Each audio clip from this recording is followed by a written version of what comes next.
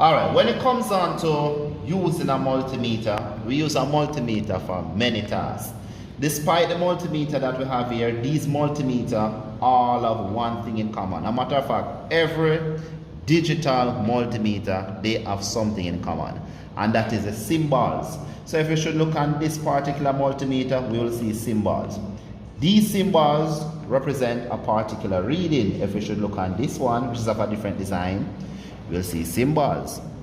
If we should look on this one, we will see symbols. So the question is, what does these symbols mean? Of course, the multimeter will have plug ports, and with all multimeter, the black lead will always go into the common port.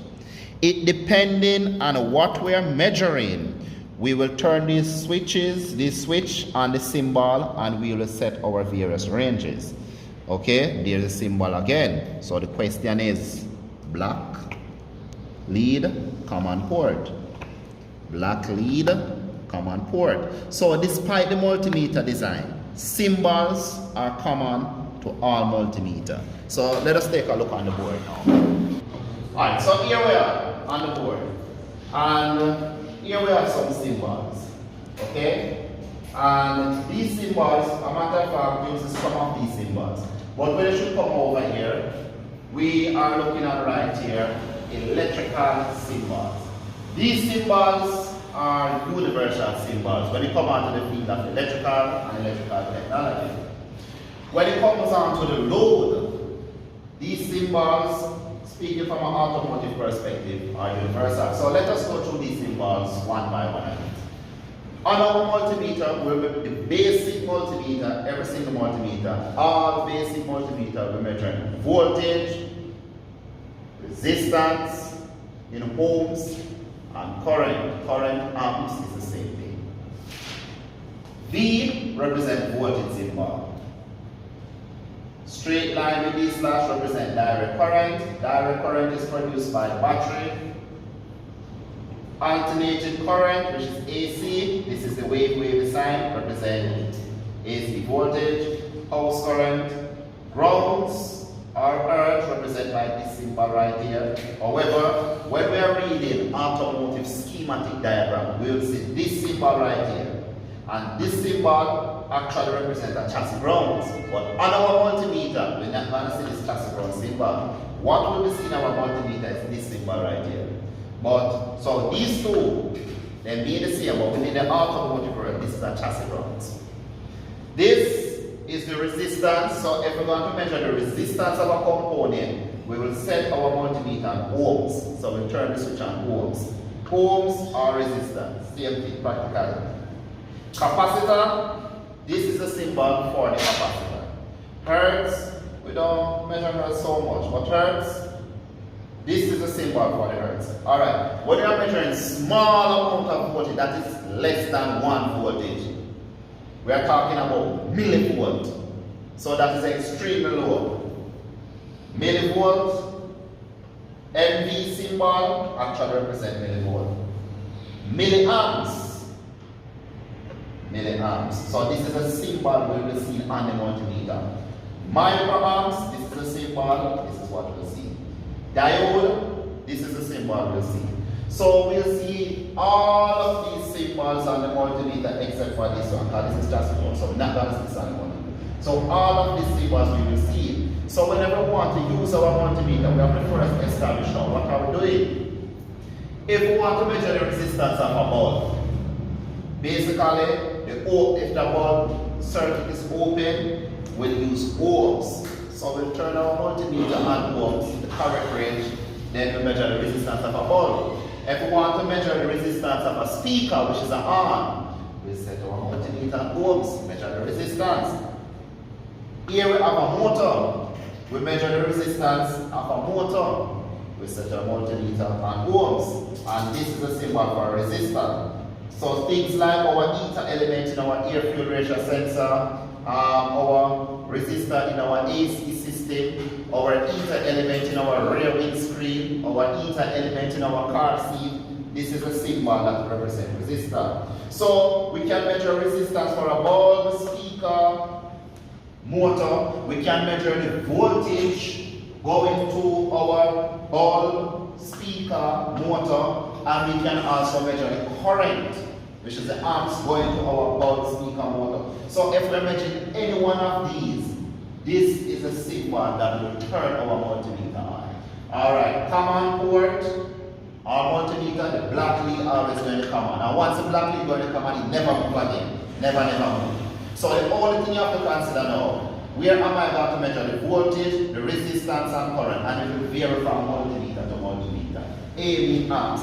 So if we should look at this multimeter right here, we will see our various symbols. And based on what we are measuring, we'll set our switch to the symbols. Then the red lead is the lead that will change according to what we are measuring. So on this particular multimeter, we have voltage, we have ohms, we have hertz, we have capacitor, and we have diode. So since if we're going to measure any one of these four variables, we put our lead right here, then we'll turn our multimeter switch. So if we want AC voltage, DC voltage, ohms, we'll turn our multimeter to that. And then now, what we select is the range. So our multimeter work off of the same basic principle. So when we go outside, we're going to check our battery voltage. We're going to ensure that the alternator is producing the right amount of voltage and correct chassis grounds. That's it. Alright, so here we are with our multimeter, and we're going to set our multimeter to measure the ohms of our fuel pump and fan motor. Okay, so since we're going to measure on ohms first, we're going to put our black lead in our common port, and that will not move. We have three other ports: voltage, ohm, hertz, diode, capacitor. And since we are going to measure ohms, we're going to put our red lead right here. Right? We're going to calibrate our multimeter now for the ohms. So here is a symbol. So we're going to put it on ohms. And then the range. The ohms within a fuel pump and a motor that operate the fan is lower. These ohms are normally below 1,000. Right at this point, we have M ohms, that is too high, mega ohms. I'm going to calibrate it to this ohms. Alright, this is not a K. So no K. So this can go up to 999, but this is less than 1,000. So let us measure this gas pump. And remember, people, the standard voltage that when we are using Ohm's law to calculate, I want somebody to record this for me. So here I have two terminals. I'm going to put the black lead and the black lead right here. I don't want my body to interfere with it. Alright.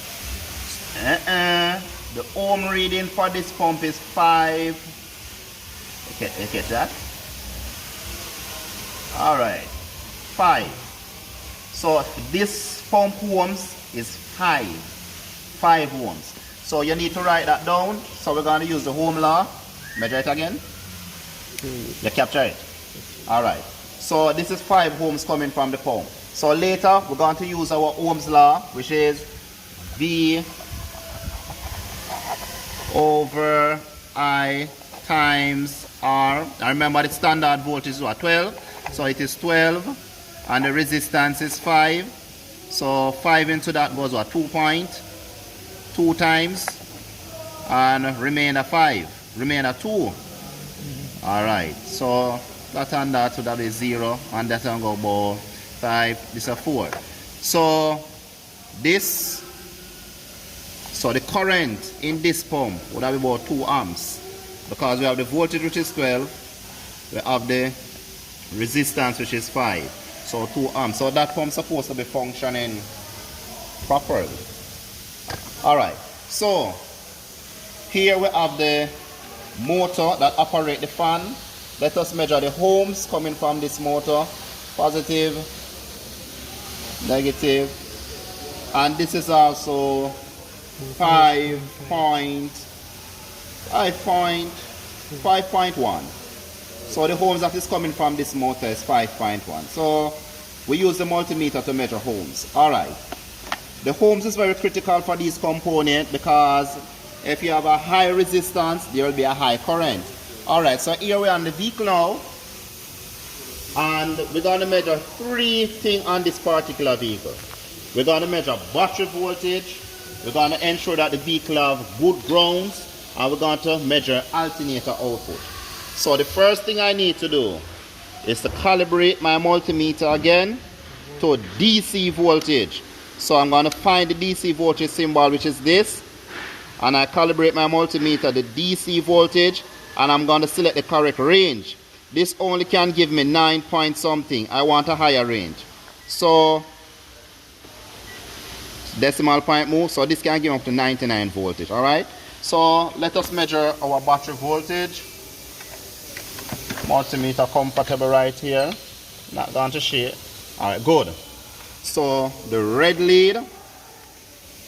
And the red lead was already set earlier based on the symbols that you saw. So positive, so negative, we are getting 12.11. Alright, the polarity wrong. Good. Whenever you're seeing a negative, that means you have a wrong polarity. See it? So whenever you see a negative, you have a wrong polarity. So I'm going to correct this polarity. Positive red, black negative. Correct polarity. Alright, good. So we are getting 12.11 right here. We don't supposed to get at least probably a 0.5 drop. And 0.5 drop is out. So we're 0.05 drop. Alright, so here we have the positive. I want to stick it somewhere. Alright. You don't see I'm going to get to stick it anywhere. Good. Alright. So I'm going to put it on the vehicle frame. Not a significant drop. That means we have good grounds on the shock tower. The cylinder head is another place for us to get good grounds. Good grounds on the cylinder head. Look on the meter. So we are getting the same voltage base. Good. Cylinder head. Another good place to ensure that we are getting good grounds over here is right here where you see the ground strap. Good. I look on the meter. Get a good shoot at the meter. Good grounds. Alright.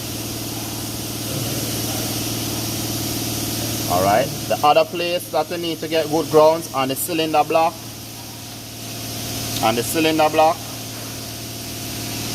Good grounds on the block.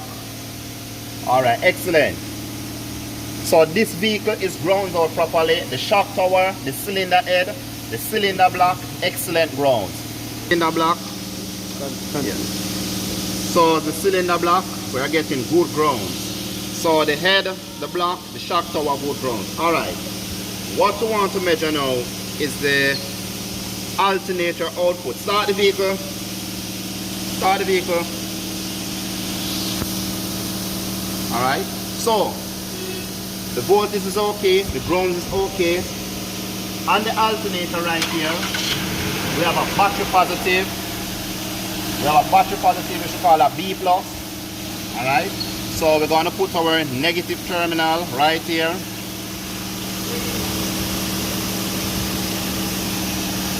And we're going to measure the voltage that is reaching our battery.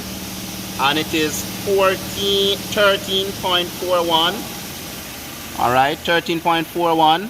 Good. That is what is coming from the alternator to the battery. Let us do a direct output. So we're going to put the red lead on the B plus. On the B plus, battery positive.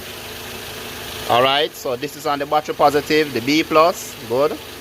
And then let us look on our multimeter and see what we are getting. Good. So we are getting 13.54. So there's a drop in voltage from the alternator coming to the battery. So let us try measure what is coming to the battery again. Let us see the battery reading. So we have that what? A 0.9 difference. So that's approximately a 0.9 difference coming to the battery. So that is acceptable. So what that is showing that we don't have a high voltage drop from the alternator to the battery, and we're not supposed to have it. Anything 0.25 is normally acceptable. So that is within the acceptable range. So we use the multimeter to measure ohms. We use the multimeter to measure battery voltage. We use the multimeter to measure good grounds by using a voltage, and we also use the multimeter to measure alternator direct output. Alright, that's it.